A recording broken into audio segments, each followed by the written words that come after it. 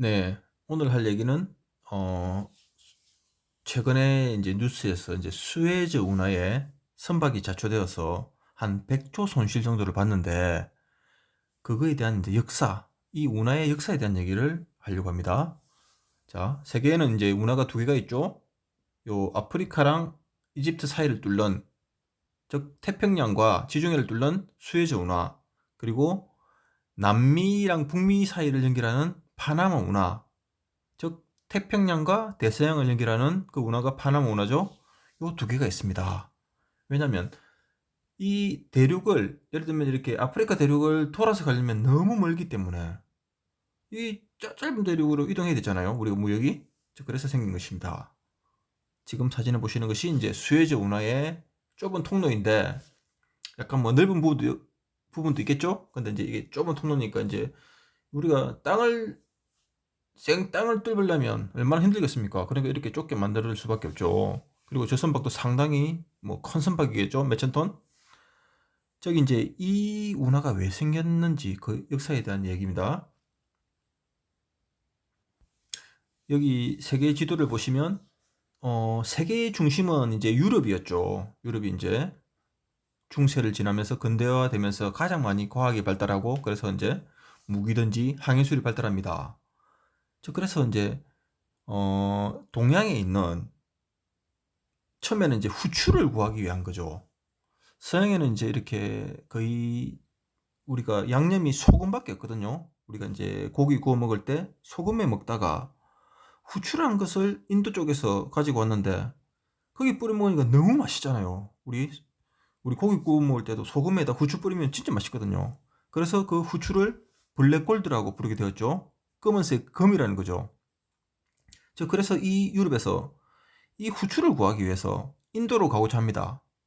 근데 중간에 이슬람 세력이 다 막고 있거든요. 그래서 이제 갈 수가 없으니까 이 동양은 유럽한테는 아주 큰 신비의 세계입니다. 그래서 이제 일본이라는 것도 전해지죠. 그 일본이 바로 그 어떤 보물이 금으로 뒤덮인 나라라고 생각했거든요. 그래서 이제 금으로 뒤덮였다라는 뜻이 이제 지팡구입니다. 지팡구. 그래서 이제 나온 게 저펜이고, 네. 그래서 이제 인도를 가기 위해서 유럽 사람들이 대항해가 시작되었죠.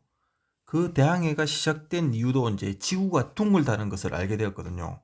안 그러면 가다가 절벽으로, 바다에서 절벽으로 떨어진다고 생각했기 때문에, 폭포처럼. 그래서 이제 그 지구가 둥근 걸 아니까 할 수 있었는데, 근데 인도로 가려면 이 아프리카 대륙을 삥 돌아가는 수밖에 없었습니다. 그래서 남쪽으로 와서 아프리카를 한 바퀴 삥 도는 거죠. 그래서 그 최초로 발견된 게 남아프리카의 희망봉이라는 데가 있습니다. 바스코 다가마, 우리 그 사회책에 나오죠. 그래서 그 희망봉을, 이 얼마나 이름이 지어진 계기가 뭐냐면, 그 희망봉이 이름과는 다르게 엄청난 파도와 협곡에 의한 모든 배가 다 파산되는, 거의 뭐 약간 버뮤다 삼각기대처럼 그런 안 좋은 곳이었거든요. 그러니까 그거를 돌기 위해서 바다를 크게 돌았어야만 됐습니다. 그 아프리카 인근 대륙이랑 멀게. 그걸 통과한 기념으로 지어진 게 바로 희망봉. 우리가 뭐 마라톤 뛸 때 하프를 돌면 희망이 생기듯이 내가 이 고비를 넘겼다. 그래서 생긴 게 지금 저 남아프리카의 케이프타운이죠. 그 희망봉, 바로 바스코 다가마입니다. 그래서 이제 그 인도를 찾게 된 계기가 됐는데, 네, 이게 이제 희망봉이라는 그게 세운 그겁니다. 보니까 이제 파도가 상당히 거칠죠. 네, 그래서 이제 그런 이런 거에 다 자극받아서 신대륙을 바로 발견한 게 바로 콜럼버스지 않습니까? 콜럼버스. 근데 콜럼버스는 좀 기발한 생각을 합니다. 지구가 둥근데 왜 이렇게 빙빙 돌아서 인도로 가야 되냐? 그러니까 왼쪽으로 한번 가보자. 왼쪽으로 가면 아시아가 결국 나올 거고, 옛날에는 그 이렇게 이제 콜럼버스가 발견한 게 이제 그 북아메리카랑 아메리카 대륙이잖아요. 그러니까 아메리카 대륙이 있는지 몰랐으니까 서쪽으로 가다 보면 앞으로 가다 보면 인도가 나올 것이라고 생각한 거죠. 그래서 갔는데 뭔가에 도착합니다. 그게 이제 1차 때. 그게 이제 약간 북미 쪽에 이제 산살바도르라는 거기에 도착하는데 그 이름도 이제 그때 지은 거죠. 약간 이렇게 구세주의 섬이라고. 거기가 인도라고 착각을 하는 겁니다. 콜럼부스는 죽을 때까지 자기가 발견한 게 인도라고 생각합니다. 그래서 생긴 게 거기를 이제 이렇게 인도의 동쪽이다 그래서 이제 동인도 제도라고 부릅니다.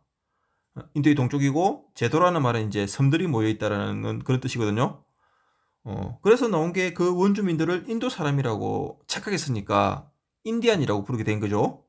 영어로 인도가 인디아거든요. 그러니까 인디아는 인도 사람이라는 뜻입니다.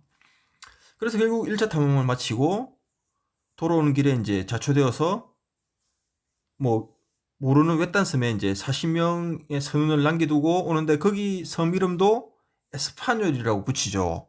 우리가 스페인을 영어로 하면 그 스페인을 에스파냐라고 하잖아요. 거기 그쪽 스페인 말로 영어로는 스페인이고 그래서 그 에스파냐의 유래가 그 섬에서 나온 겁니다.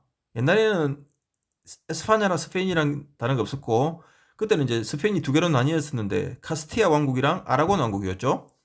네, 모든 게 그 시대에 다 나오는 겁니다. 그래서 이제 이게 돈이 된다고 생각하니까 2차 항해를 떠납니다. 2차 항해 때는 선원이 엄청 많아지죠. 왜냐하면 돈이 되니까 한 1200명이 출발합니다.